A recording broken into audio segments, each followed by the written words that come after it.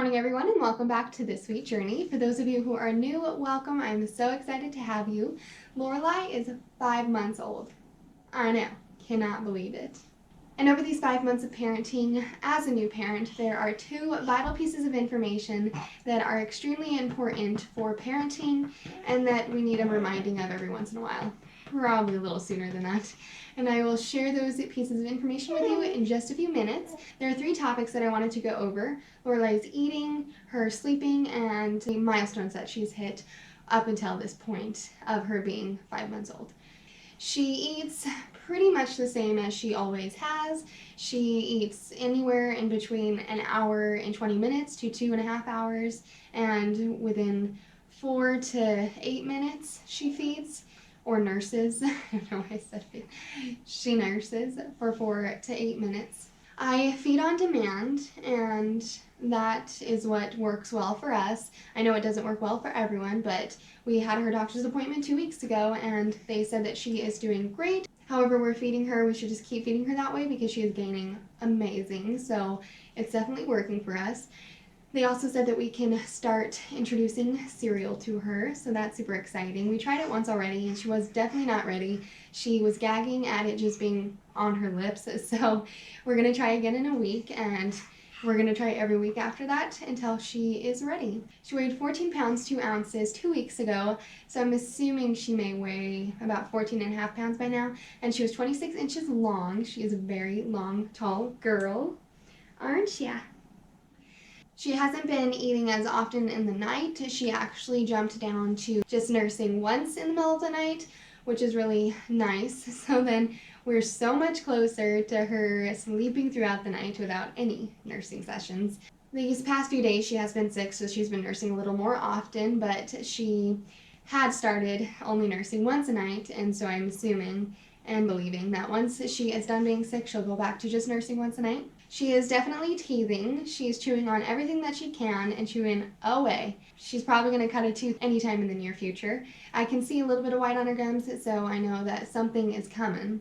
Not sure when it'll hit, but it is definitely coming. So on to her sleeping schedule. I still haven't had any routine that I've been doing for her sleeping because I'm a stay-at-home mom, and I just can't seem to put her down when she's sleeping. One, because she sleeps longer on me, and so I want her to take longer naps, and I know that if I lay her down, she might not take as long of a nap.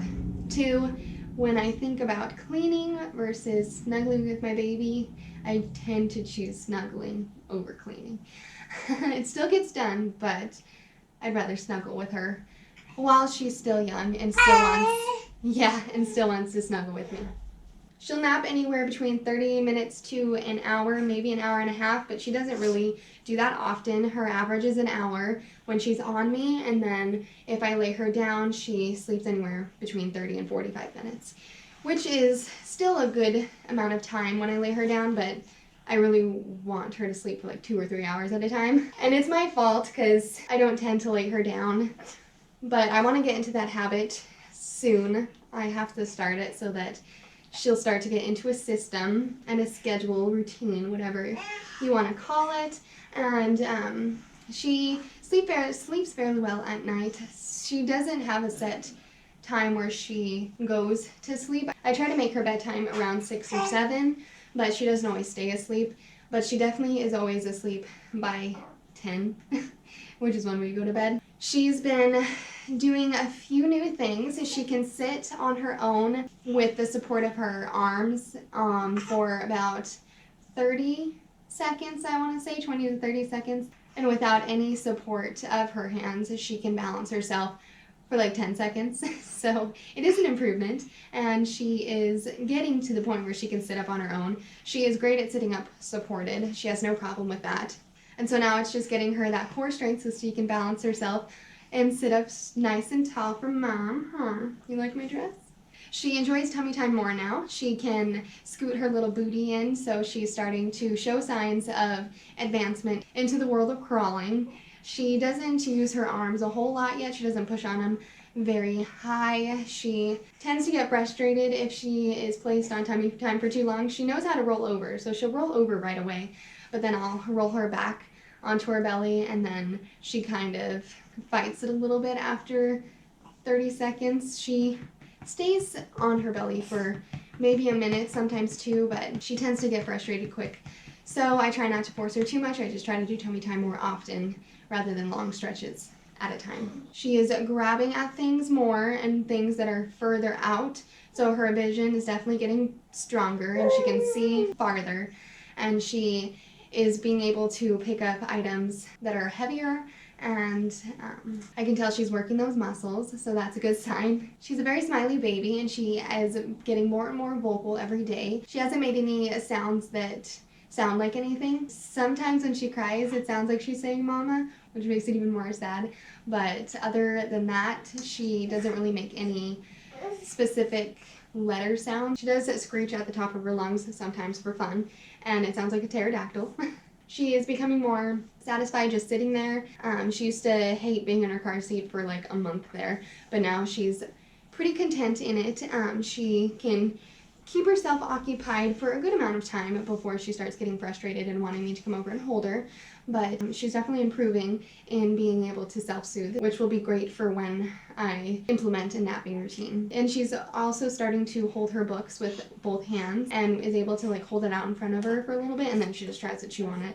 And then she's learning how to turn the pages of the book. She sees us doing it all the time when we're reading to her, so now she's starting to do it, which is super cute, and it makes reading a lot more fun for both of us, I think. So I think those are all the major milestones that I wanted to touch base on, which brings me to my first piece of advice is don't rush them. They're going to develop the way that they're supposed to in their own time, and it may be a little faster or a little slower than other babies at their age, but they will indeed develop and hit those milestones. And my second piece of advice is don't compare them to other kids, even their own siblings. So don't compare them because they are very individualistic and they are their own person. Everyone is different and uniquely their own, so they're not going to develop exactly like their sibling did or another kid down the street did or whatever. They're going to hit their milestones when they're ready, and I am definitely guilty of comparing her to other babies her age, wondering if she's going to hit those milestones when they did, because it kind of worries me thinking that maybe she's a little behind, but don't think that way. They're going to develop how they're supposed to in their own time, and as long as there's no issues, no worries that the doctor is bringing up, then they are perfectly fine. So don't compare them and don't rush them. I hope you enjoyed this video. If you liked it, give it a thumbs up so that I can post more content like this. And if you are not yet subscribed, make sure that you hit that red subscribe button and click that bell so that you don't miss another video update from me. I hope you have a great rest of your day.